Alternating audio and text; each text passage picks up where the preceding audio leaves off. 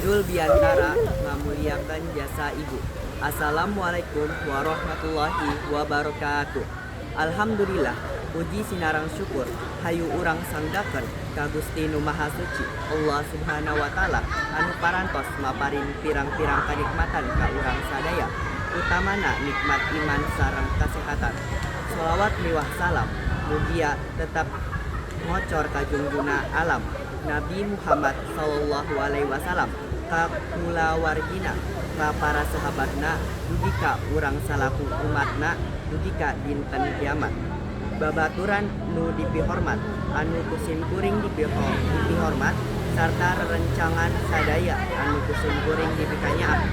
Hatur nuhun parantos masihna kasempatan kasim kuring kanggo ngadugikeun sekedik pihatur penggunaan jasa ibu.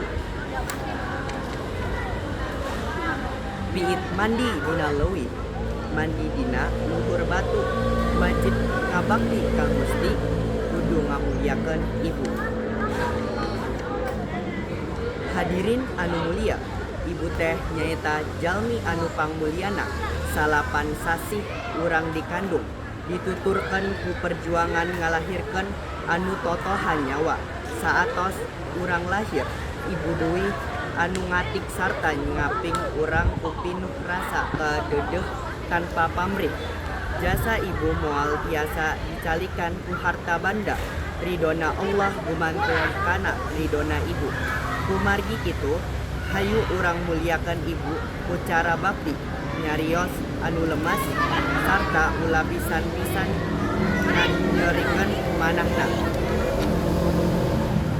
Rupina sakitu bae anu tiasa kapihatur sim kuring nedah hapunten bilih aya cariosan atanapi basa anu kirang merehna kana manah, mugi urang sadaya tiasa janten urang kalih anu soleh ka indung bapa. Kaciwidey melilala diwadahan kana baki, jasa ibu kalalangna mual kagenti ku bakti. Wassalamualaikum warahmatullahi wabarakatuh.